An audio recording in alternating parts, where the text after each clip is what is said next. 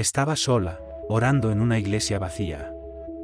Horas después, la encontraron asesinada frente al altar, y la escena parecía un ritual.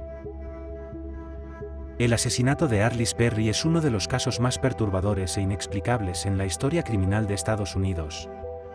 Tenía solo 19 años, era estudiante universitaria, devota cristiana y recién casada. En una tranquila noche de octubre de 1974, entró a la majestuosa Memorial Church del campus de la Universidad de Stanford para rezar. Esa sería la última vez que alguien la vería con vida. Su cuerpo fue hallado horas después, colocado cuidadosamente en una escena que parecía salida de una película de terror, dentro de una iglesia, desfigurado, con signos de violencia sexual y rodeado de un simbolismo inquietante. Durante décadas, nadie supo quién la mató. Sospechas, teorías y conspiraciones llenaron el vacío que dejó la falta de respuestas. Hoy, en la lupa del crimen, te llevamos a través de uno de los casos más espeluznantes y desconcertantes de todos los tiempos, el asesinato de Arliss Perry. Un crimen que mezcló religión, posible ritualismo y un asesino oculto durante más de 40 años. Arliss Perry había llegado desde Bismarck, Dakota del Norte, junto a su esposo Bruce, quien estudiaba en Stanford. Eran una pareja joven, profundamente religiosa, y su vida parecía apenas comenzar. El 12 de octubre de 1974, después de una pequeña discusión con Bruce sobre cómo inflar los neumáticos del coche, Arliss decidió ir sola a rezar a la iglesia del campus, un lugar que consideraba sagrado y seguro. Era casi medianoche cuando se la vio por última vez entrando a la Memorial Church. Bruce, preocupado por su tardanza, salió a buscarla un par de horas después, pero la iglesia ya estaba cerrada. Pensando que ella habría regresado a su dormitorio, se fue a dormir. Lo que no sabía es que, en ese momento, su esposa ya estaba muerta. A las 5:40 de la mañana del 13 de octubre, Stephen Crawford, el guardia de seguridad del campus, reportó haber encontrado el cuerpo de Arliss dentro de la iglesia. La escena era macabra. El cuerpo yacía semidesnudo, con una vela clavada en su pecho y otra entre sus piernas. Su cabeza estaba colocada debajo del altar, y sus brazos habían sido dispuestos en forma de cruz. Parecía un montaje. No era un crimen cualquiera, era un mensaje. La autopsia reveló que Arliss había sido golpeada, estrangulada y agredida sexualmente con un objeto. No había signos de defensa. Su ropa estaba cuidadosamente dispuesta alrededor del cuerpo. Lo más perturbador era la forma ritualizada en que fue encontrada, como si su muerte fuera parte de algún oscuro ceremonial. Desde el principio, las autoridades consideraron múltiples teorías. Se investigó a Bruce Perry, pero fue rápidamente descartado, tenía una coartada sólida y no había evidencia que lo vinculara a la escena. Los detectives comenzaron a explorar otras posibilidades. ¿Podía tratarse de un asesino serial? ¿Un crimen satánico? ¿Un ataque aleatorio?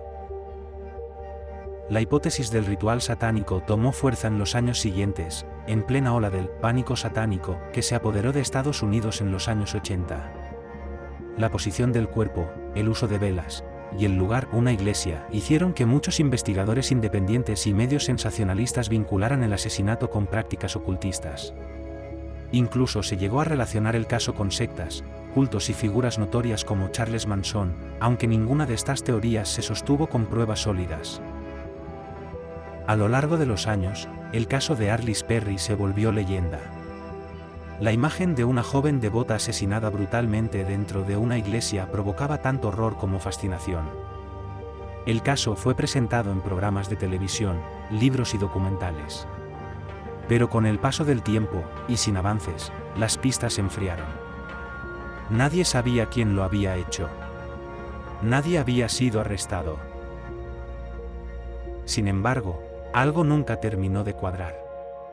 El guardia que la encontró, Stephen Crawford, había sido el primero en reportar el crimen, pero también tenía un historial inquietante. Era conocido por tener una fascinación por las armas, había trabajado como oficial de policía antes de ser despedido, y era quien tenía acceso directo a la iglesia durante la noche del asesinato. En 1974 fue interrogado, pero nunca se le consideró sospechoso formalmente.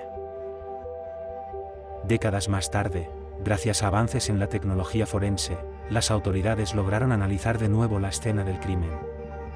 Se recolectaron muestras de ADN de la ropa de Arliss y se compararon con perfiles actuales.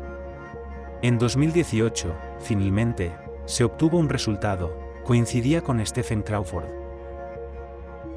La policía, al tener ya una orden de arresto, se dirigió al apartamento de Crawford, entonces de 72 años, en San José, California. Tocaron la puerta, se identificaron, y antes de que pudieran entrar, escucharon un disparo. Crawford se había suicidado. En su vivienda se encontraron armas, recortes de periódicos sobre el caso, y evidencia de que había seguido el curso de la investigación por años. Algunos investigadores creen que su decisión de acabar con su vida fue una confesión tácita. Tras más de 40 años de misterio, el asesinato de Arliss Perry tuvo finalmente un nombre. Pero incluso con la identificación del asesino, muchas preguntas siguen abiertas. ¿Por qué lo hizo? ¿Fue un impulso sexual? ¿Un crimen planeado? ¿Por qué la escena fue montada como un ritual? ¿Era una fantasía? ¿O hay algo más oscuro detrás? El caso de Arliss Perry no solo es perturbador por su violencia, sino por el lugar en que ocurrió. Una iglesia. Un sitio sagrado, transformado en escenario de una brutalidad incomprensible. La contradicción entre su fe y la forma en que fue asesinada ha dejado una huella imborrable en la comunidad de Stanford y en todos los que han seguido el caso. Arliss fue enterrada en su ciudad natal, Bismarck, y su historia se convirtió en un recordatorio doloroso de que incluso los lugares más seguros pueden esconder horrores inimaginables. La iglesia de Stanford aún permanece abierta, y muchos estudiantes pasan frente al altar sin saber que allí ocurrió uno de los crímenes más extraños y trágicos de la historia moderna. El nombre de Arliss Perry, sin embargo, sigue vivo en la memoria colectiva. No solo por lo terrible de su final, sino por el largo silencio que cubrió la verdad. ¿Y tú, crees que hubo más implicados en la muerte de Arliss? ¿O fue todo obra de un asesino solitario con oscuros impulsos? Déjame tu opinión en los comentarios. Si este caso te impactó tanto como a mí, no olvides darle like al vídeo, compartirlo, y por supuesto, suscribirte a La Lupa del Crimen, donde cada semana desenterramos las historias reales más inquietantes, misteriosas y perturbadoras del mundo del crimen.